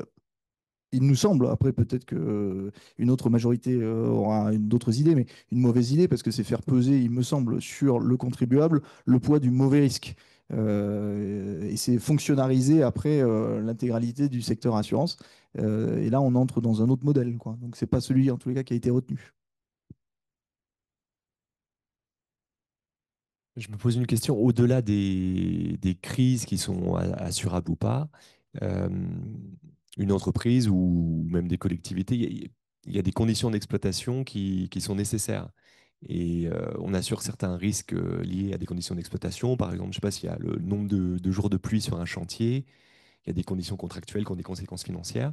Mais j'aimerais savoir, dans un cas où il n'y a pas de crise nette, mais que par exemple le niveau d'eau descend au-dessous d'un niveau où ça devient compliqué pour les pêcheurs, ça devient compliqué pour les centrales nucléaires, et puis finalement il y a des réglementations qu'il faut que les industriels peuvent plus opérer. Quels sont les instruments pour, euh, pour assurer ou pour en tout cas euh, accompagner les entreprises dans ce risque d'exploitation? Alors, je prends la parole parce que ça, c'est vraiment le paramétrique, c'est ce que je fais sur la partie environnement, hein. Je ne parlerai pas des gilets jaunes et des émeutes. Mais donc, moi, une partie de mon travail, c'est d'assurer la baisse du Rhin. Par exemple, donc on enregistre le niveau du Rhin à Cologne. Et à chaque centimètre en dessous d'un certain niveau, on paye une compensation à un ThyssenKrupp ou à un manufacturier allemand qui ne peut pas transporter ses biens. On fait même sur le niveau d'oxygène pour la pisciculture en Asie. En fait, tout ce qui est fondamentalement observable par un satellite ou une station météo se prête à une paramétrisation et à un déclenchement automatique. Euh, donc, on regarde aussi les inondations, les sécheresses. On a un indicateur qui est intéressant qui permet de mesurer l'humidité des sols. Et donc, on a des programmes dans pas mal d'endroits dans le monde et en France aussi sur des coopératives agricoles qui sont touchées par la sécheresse. Et donc, on déclenche automatiquement un paiement et une indemnisation. Donc, c'est quasiment un produit financier, en fait, parce qu'on ne voit personne sur le terrain. On s'assure qu'il y a un problème. Donc, ça reste de l'assurance.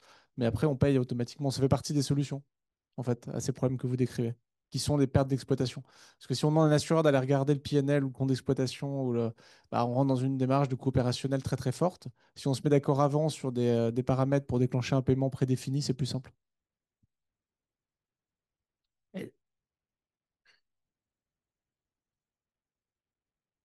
Alors, bonjour. Donc avec ma collègue, on travaille justement, on est en train de faire un mémoire sur la surabilité des collectivités territoriales. Et notamment, parmi plusieurs rapports, il y a eu deux choses, notamment le rapport fait par Myriam Merad. Elle disait que la première chose, c'était les retraits gonflements. Et c'est vrai que ça n'a pas du tout été à aborder cela. Donc ça, c'était mon premier point en termes d'assurance où bah, quand vous êtes dans une zone où il y a des retraits gonflements, vous savez très bien que voilà, ça ne va pas se résoudre comme ça. Et comment on fait pour faire de la prévention sur ça. Le deuxième point, ça sera plus pour vous, monsieur représentant. Il y a eu des maires, notamment, qui ont réclamé plus d'intervention de l'État avec une assurance publique et il y a d'autres maires qui sont sur une autre ligne, notamment monsieur Chrétien, qui est sur toute cette ligne de prévention. Et vous avez cette espèce de rôle d'équilibriste entre ces deux courants-là qui vous réclament des choses un peu à l'opposé. Et il y a tout, et vous l'avez légèrement abordé, le problème de comment on finance ça quand vous avez aussi certains maires qui vous demandent aussi des fonds, un fonds émeute, puisqu'en fait, c'est un tout qui est lié. Merci. Je réponds pour la première partie pour les retraits et gonflements d'argile. La raison pour laquelle on n'en a pas parlé, c'est qu'aujourd'hui, les retraits et gonflements d'argile, ils ont pour conséquence de générer des fissures et des phénomènes de sécheresse constatés sur des bâtiments. Et les bâtiments publics, comme ils sont construits avec des normes spécifiques, aujourd'hui, on constate peu de sinistres sécheresse sur le patrimoine des collectivités. Voilà. C'est les maisons individuelles des particuliers qui sont plus fortement impactés par ce phénomène.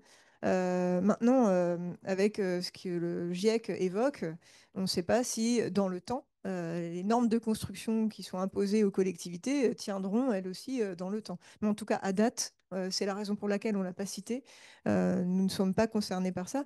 Alors, je vais en profiter par rapport à un point qu'on n'a pas évoqué. Il y a un observatoire aujourd'hui qui a été mis en place donc avec France Assureur, la CCR, sur le risque du particulier et qui va rendre ses conclusions normalement en octobre 2025. Et ensuite, ils passeront sur le risque des personnes morales, donc le marché des entreprises et le marché des collectivités.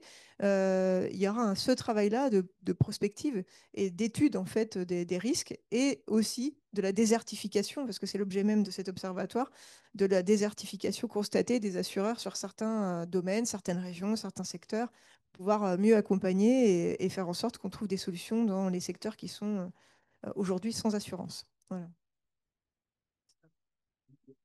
Sur effectivement, sur les argiles, gonflements, etc., qui concernent en fait énormément de maisons. Ça concerne moins du coup les collectivités. Mais il y a une commission nationale à la direction générale de la gestion de crise avec des mailles. Enfin, c'est un truc très très compliqué qui détermine si oui ou non tel et tel lieu sont éligibles à une déclaration de catastrophe naturelle. Enfin, c'est un mécanisme un peu complexe, mais qui a son utilité. Sur le fait qu'on doit composer avec des gens qui ont des avis différents, oui, bah, c'est un peu notre quotidien. Et puis alors, particulièrement en ce moment, dans l'ambiance parlementaire qui est la nôtre. En revanche, moi, je vous confirme quand même pour prendre le pouls que l'idée d'un assureur public n'est vraiment pas majoritaire dans la parole exprimée, et notamment toutes les associations d'élus locaux, enfin les principales associations ne réclament pas ça parce qu'elles ont bien compris que ce serait faire endosser le mauvais risque aux contribuables. Et voilà. Donc ça, c'est pas vraiment une piste qui est envisagée aujourd'hui. Et sur le dernier point, sur le financement et sur le risque émeute, alors là, je déroge à l'objectif de cette soirée, qui est plutôt parler des risques environnementaux. C'est le risque émeute, oui. Donc, comme je vous l'ai dit, c'est quand même le point d'entrée pour le gouvernement du sujet, même si on a découvert après qu'il était beaucoup plus vaste. Parce que en 2023, la séquence émeute urbaine, on me dit, alors je manie les chiffres avec prudence, mais c'est 200 millions de biens assurables, enfin qui ont dû être remboursés, 200 millions de remboursement pour un marché de 400 millions, quoi. Donc évidemment, il y a une déstabilisation complète du marché. Donc il faut répondre à ce sujet. Dans l'Euroclore, on lance l'idée en disant il faut y répondre, sans donner exactement les pistes, parce que vu qu'on veut pas faire du top-down et discuter avec les assureurs, avec les élus, on fait un peu de concertation. C'est toujours un peu déceptif quand on fait des annonces. Évidemment, quand l'État dit on va faire ça, on nous reproche de ne pas avoir concerté. Et puis quand on va dire bah, on va concerter pour trouver la meilleure solution, on nous dit ah oui, donc vous tournez autour du pot. Bon, enfin, on essaye d'avancer pour la loi de finances 26. Et il y a deux sujets qu'on va évoquer dès la semaine prochaine au Sénat par cette proposition de loi qui est donc qui n'est pas le fait du gouvernement, qui évoque le risque émeute dans deux articles. L'un sur la couverture du risque émeute pour les biens non assurables et l'autre pour les biens assurables. Et donc là, il y a deux sujets. D'un côté, de l'argent public, de l'argent du contribuable qui vient régler les dommages de biens non assurables, les ouvrages d'art, les routes, les panneaux de signalisation, etc. Et puis, et donc là, en gros, on nous demande bah, plus d'argent public pour couvrir ces dégâts. Ça s'appelle la DSEC et c'est de l'argent qui aujourd'hui est utilisé pour rembourser les dégâts sur enfin, des biens non assurables pour les catastrophes naturelles. Et donc on nous demande d'élargir le périmètre au risque social. Ça entraîne beaucoup de difficultés techniques et juridiques. Et donc la question, là je ne me prononcerai pas parce que bah, la semaine prochaine, les ministres de l'économie et de l'aménagement du territoire seront au banc pour donner la position du gouvernement. Et puis un autre article qui concerne là, les biens assurables. Et l'idée, c'est de convoquer dans cette proposition de loi des fonds privés. Donc, c'est ce que j'évoquais tout à l'heure, hein, une surprime sur les contrats pour constituer un petit, thésauriser un peu d'argent qui serait affecté à ce risque émeute. Alors, violence sociale, mouvement social. Aujourd'hui, dans le code de la sécurité intérieure, je crois qu'on parle d'attroupement. Il va falloir, pour activer ce fonds, d'abord qu'on soit au clair financièrement. Est-ce qu'on est d'accord pour convoquer de l'argent privé pour assurer spécifiquement les émeutes? Premier point. Et deuxième point, comment on déclenche l'activation de ce fonds? Il faut donc une caractérisation juridique de l'émeute, du mouvement de foule, et ça n'est pas forcément évident. Et puis ça fait peser sur l'État et sur les forces de l'ordre, non plus un impératif de moyens, mais un impératif de résultat. Aujourd'hui, c'est de la jurisprudence. Si le juge considère qu'il y a une responsabilité, même sans faute de l'État, l'État doit rembourser. Ça existe déjà en droit. Mais là, l'idée, c'est d'établir un mécanisme un peu plus pérenne. Donc, il y a à la fois un sujet financier, qui paye, combien, et comment on le déclenche juridiquement, comment on caractérise une émeute. Bah, c'est pas forcément évident. Voilà.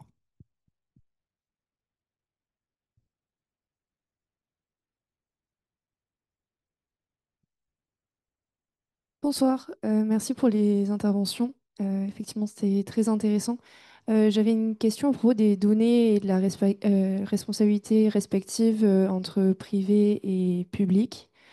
Donc AXA Climate notamment développe beaucoup de solutions d'accompagnement des entreprises, des collectivités euh, et qui sont basées sur une expertise qui s'appuie sur des fonds privés, donc d'AXA.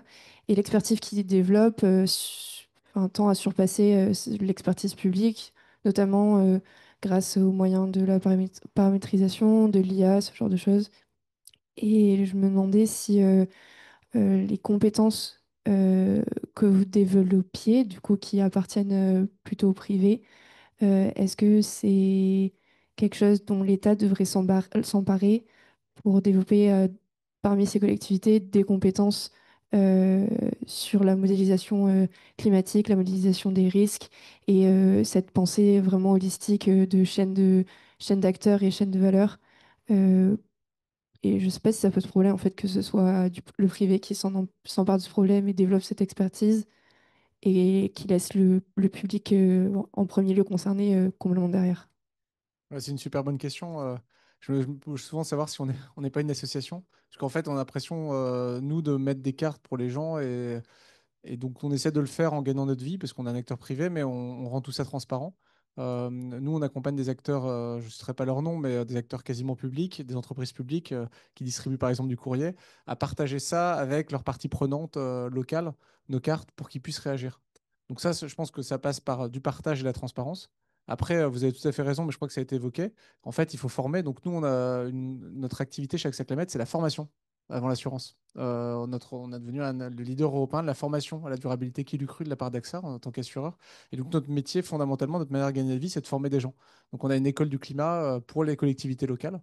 Et donc on forme et c'est gratuit en dessous de, je crois que c'est 50 000 habitants. Donc on essaie de faire en sorte de garder cet équilibre. Mais là où vous avez raison, mais de toute façon, il ne faut pas sous-estimer les ressources du public, hein. Il y a plein de bonnes compétences, notamment scientifiques. Et puis il y a des acteurs comme le CEREMA, qui est intéressant à regarder, parce que là, ils ont des super compétences aussi. Donc on n'est évidemment pas les seuls privés à bouger, et on le fait avec la CEREMA. Le CCR fait des choses top aussi sur la modélisation des émeutes. Donc voilà, faut pas caricaturer, mais par contre, là, vous avez raison, c'est qu'il faut faire un pas vers le public quand on est privé, et le contraire quand on est de l'autre côté. Et donc, il y a un pas à faire, on en a parlé, donc il faut continuer. Mais oui, c'est un vrai sujet. Juste pour compléter, et quand les acteurs privés financent la recherche, c'est ce qu'ils font aussi en fait en réalité. Quand on a développé l'indice actuariel climatique, c'est ce qu'on a fait pour pouvoir aider à la fois le privé et le public, pour pouvoir se saisir de cet indice et pouvoir l'utiliser pour les besoins de tout le monde en fait. Alors, je ne sais pas si on va pouvoir embaucher Monsieur Denoy, hein, il est très content chez AXA. Il y a sans doute plein de. Alors, il y a évidemment énormément de compétences. Alors voilà, vous êtes trop cher pour nous, je n'osais pas le dire, mais Monsieur Denoy est trop cher pour nous. Alors, moi, je ne suis pas dans le ministère qui est en charge de la prévention, c'est le ministère de la Transition écologique qui est en charge de la prévention. Mais ils ont toute une direction. Alors, il y a plein de gens, alors, surtout s'ils nous regardent, il faut le dire, qui sont très compétents à la direction générale de la prévention des risques. Donc là, c'est vraiment dans le nom, c'est leur job. Et effectivement, il y a un certain nombre d'agences aussi qui sont sous tutelle la DGPR, donc le CEREMA. CEREMA, ils étaient présents à notre Euroclore de l'assurabilité. Était sur scène un élu local, monsieur Chrétien, un parlementaire, monsieur Husson, qui a fait un rapport sur le sujet, le DG d'AXA France, le DG de la Maïf et le DG de Groupama. Et il y avait le directeur du CEREMA. Justement parce qu'ils ont des datas, des choses comme ça. Et en fait, c'est surtout, il y a de la data publique, il y en a plein qui est plus ou moins open ou pas. Donc là, nous, l'objectif, c'est de rendre tout ça open, accessible et puis interfaçable avec, voilà, si des entreprises veulent se plugger dessus ou directement des collectivités. Nous, l'idée, c'est justement d'ouvrir tous ces référentiels et de leur permettre de s'interfacer, etc. Après, la frontière entre ce que doit faire le public et le privé, bon, bah, ça, c'est à voir, des ajustements à voir. Les agences, justement, les agences de l'État, comme le CEREMA, bah, elles sont un peu entre les deux. Elles ont un mode de fonctionnement un peu particulier. Ce n'est pas des administrations centrales. Et donc, elles doivent un peu faire la synthèse. Voilà. L'objectif du Rocklore, c'était aussi que les gens se rencontrent et qu'on découvre des référentiels, des trucs auxquels on n'avait pas pensé, qui peuvent être utiles dans le pricing ou qui peuvent être utiles pour les collectivités pour savoir où est le risque. Un truc tout bête, hein, mais on s'aperçoit que des collectivités se voient refuser des contrats ou ont des contrats avec des prix qu'elles estiment trop élevés parce qu'il y a un risque inondation. Et en fait, alors c'est des histoires d'appel d'offres, etc. Il y a un risque inondation qui est attesté. Et puis en fait, alors moi je parle de ça, je suis un petit témoin, hein, mais et en fait on s'aperçoit que sur les 100 bâtiments de la collectivité, il n'y en a qu'un seul qui est concerné, quoi. Et donc, quand on fait une cartographie un peu plus fine, eh ben là, d'un coup, le prix du contrat diminue, ça rassure l'assureur. Et puis, on a des prix qui sont inférieurs parce que on a un peu mieux ciblé le contrat et le risque. Donc, on a tous à utiliser ces datas et les assureurs ont les leurs et l'État a les siennes. Mais l'État, l'objectif, c'est de les mettre à disposition largement puisqu'elles sont déjà payées par le contribuable. Alors, il y a un problème avec la HATVP, je pense. Voilà. Merci beaucoup pour ces interventions et pour la qualité de la question. Puisque vous parlez du CEREMA, je voulais juste évoquer un travail qui est en cours pour développer ce que nous, on appelle dans notre jargon de la connaissance actionnable. C'est-à-dire, c'est pas le tout d'avoir de la cartographie si personne ne les regarde. Si les acteurs qui ont les responsabilités sur le terrain et les moyens à disposition ne sont pas formés, et que on est toujours dans le domaine du silotage des responsabilités des uns et des autres. Voilà. Donc on est en train de travailler sur le sujet. Alors dans le cadre de la territorialisation de la stratégie nationale de résilience, euh, avec tout un groupe d'associations de professionnels des collectivités locales, donc, dont notre association est à l'origine, avec notamment l'association des directeurs de services d'incendie et de secours, qui sont des spécialistes qui ont aussi à cœur d'être au plus près de l'exercice de leurs responsabilités. Et puis, avec les administrateurs, les ingénieurs territoriaux, les secrétaires, le syndicat des directeurs généraux des collectivités locales, et un acteur qu'on a peu évoqué aujourd'hui, qui est l'intercommunalité, donc les directeurs généraux d'intercommunalité, à qui la loi demande maintenant de mettre en place un plan intercommunal de sauvegarde. Et c'est important parce on vous parlait de mutualisation tout à l'heure. Évidemment, la discussion entre le préfet et le maire de la toute petite commune qui a très peu de moyens est une discussion qui peut tourner assez court ou en tout cas rester un peu théorique si on n'a pas une capacité d'action plus importante sur les territoires avec l'établissement public de coopération intercommunale, communauté de communes, communauté d'agglo, etc. C'est d'autant plus important qu'elles ont reçu la plupart du temps des compétences sur l'eau, l'assainissement, la collecte des déchets, la fourniture d'énergie électrique, le cas échéant, etc. Donc voilà, on a un système de poupée russe des collectivités. Donc voilà, je voulais dire ça aussi sur le fait que la complexité qu'on a évoquée, elle existe aussi du côté des collectivités locales. La timidité institutionnelle ou la timidité sociologique entre les différents milieux, notamment les chefs d'entreprise d'un côté, les acteurs publics de l'autre, elle existe aussi. On a certainement sur la culture du risque que vous appelez de vos voeux des progrès à faire dans le domaine. Alors la formation, c'est probablement un des atouts. Ce n'est pas le seul. Il faut aussi qu'on puisse effectivement avoir ces conférences techniques territoriales. Donc la lettre au préfet est tout à fait bienvenue pour pouvoir permettre que ces échanges aient lieu et qu'on fasse réseau localement pour pouvoir bien comprendre, bien connaître, bien faire des choix aussi sur peut-être y a-t-il des territoires qui deviennent inhabitables parce qu'ils deviennent inassurables. Peut-être qu'il y a des choix graves et parfois cruels à faire dans certains territoires. C'est le cas en montagne, hein. Je reviens de l'Isère, où j'étais encore il y a quelques semaines, sur des situations qui deviennent ingérables dans certains endroits. Le conseil départemental ne peut pas reconstruire les routes qui amènent à quelques localisations si elles sont menacées d'être détruites tous les hivers, quoi, concrètement. Donc voilà, on a des grands progrès à faire dans ces domaines. En tout cas, merci beaucoup de votre contribution. Merci Bono. Je vous propose le mot de la fin, rapidement. Je vais passer, peut-être.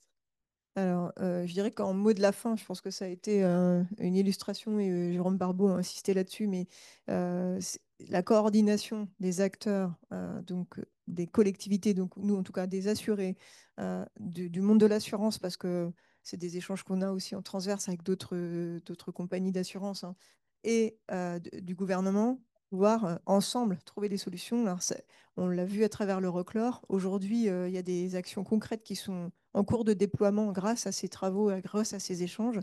C'est vrai que le thème, il peut être un peu effrayant de prime abord en se disant vers où on va, mais il y a des solutions, des choses qui sont mises en œuvre. Je crois que votre intervention l'a démontré avec des solutions d'assurance nouvelles, l'utilisation d'intelligence artificielle, de cartographie.